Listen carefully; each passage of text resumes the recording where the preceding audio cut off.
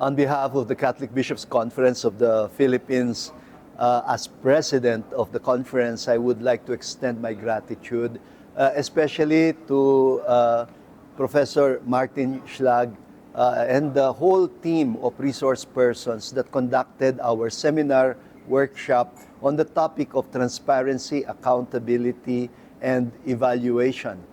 You know, this means so much for us because it is the very first attempt, really, to implement the final document of the Synod on Synodality that is very strong on the aspect of transparency and accountability. You know, the past 3 days of seminar and workshop with you have been really precious for the bishops. I heard many positive feedbacks from my brother bishops, and they intend to follow this up, follow this through in their own dioceses.